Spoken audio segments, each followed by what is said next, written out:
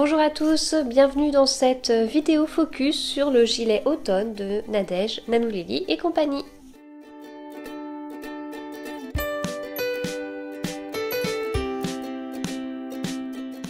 Alors le gilet automne, c'est un gilet qu'on commence par le haut, qui a un point texturé là sur le devant et le dos jusqu'à la séparation du corps et des manches, et qui a des manches en jersey.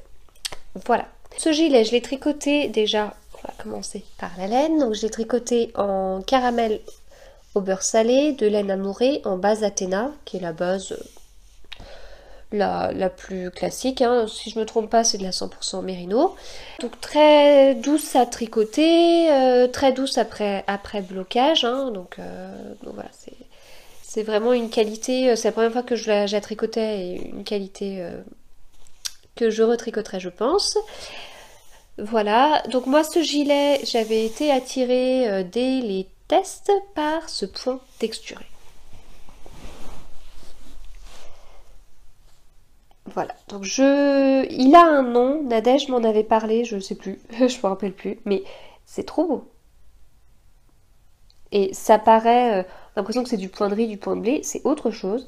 Et moi, personnellement, j'ai quand même eu besoin de regarder le diagramme pour toute cette partie, hein, parce que j'ai pas retenu, mais sinon, ça se fait très bien et ça a surtout un bel effet.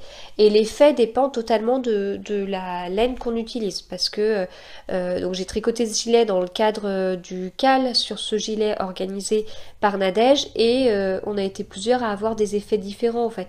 Certaines, ça ressortait, le point ressortait beaucoup plus, on voyait des diagonales, alors que sur le mien, vous voyez, c'est pas le cas.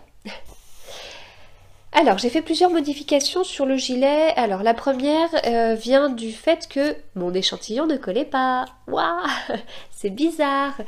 Bon, hein, j'y suis habituée maintenant, donc quand mon échantillon ne colle pas, je fais mes petits calculs pour savoir la taille que je dois tricoter. Si ça vous intéresse, je vous renvoie vers la vidéo tuto tricot dans laquelle je parle de comment calculer la taille qu'on doit tricoter quand l'échantillon ne colle pas.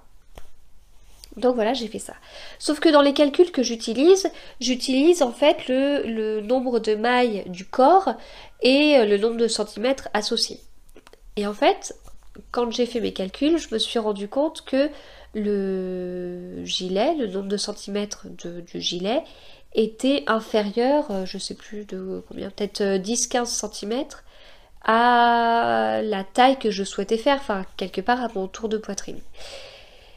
Donc voilà, je me suis dit oups, et en fait c'est un gilet qui se ferme en haut mais qui ne se ferme pas en bas, et je m'en étais pas rendu compte. Après c'est de ma faute, hein, ça se voit sur les photos, mais quand je vois un gilet qui a des boutons, j'ai tendance à me dire que le gilet se boutonne, et c'est pas tout le temps le cas, et là en l'occurrence c'était pas le cas.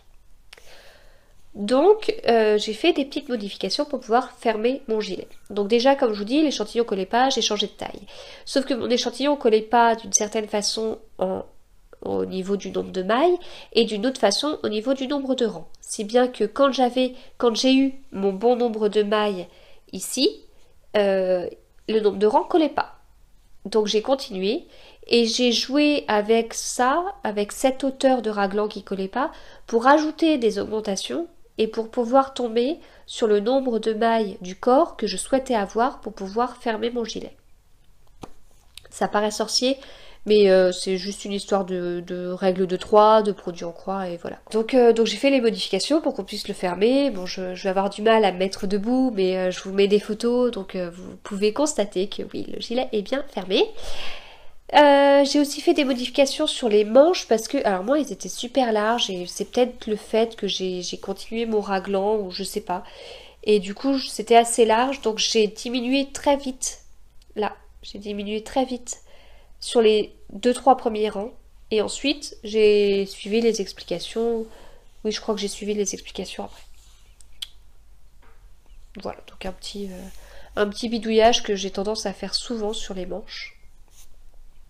Mais en tout cas, au final, je suis ravie de ce gilet. Enfin, j'adore le côté simple, mais avec une fantaisie. La couleur, elle est superbe. Pour moi, elle va trop bien avec le noir. Et comme vous le savez, je porte beaucoup de col roulé noir. Voilà. Et donc enfin, ça va bien ensemble. Quand j'aurai plus chaud, quand il fera plus chaud et que j'aurai plus chaud, je porterai avec un petit t-shirt, hein, enfin un débardeur et certainement noir aussi parce que je suis trop fan. Donc voilà. Au niveau des écheveaux, je les ai alternés par acquis de conscience, mais il n'y en avait pas vraiment besoin. Là, j'ai alterné tous les rangs sur les manches. Ça passe, ça va. Et il me restait pas mal de laine. Je crois que j'ai utilisé un peu plus de 2 écheveaux et demi. Faut pas vous affoler si vous le faites, si le raglan mange beaucoup de laine, parce que ce point prend pas mal de laine. Mais vous voyez, moi je finis avec 2 écheveaux et demi en tout, ce qui est à peu près la quantité que j'utilise. Donc voilà, après ça se rattrape quelque part. Et vous commencez à tricoter le col.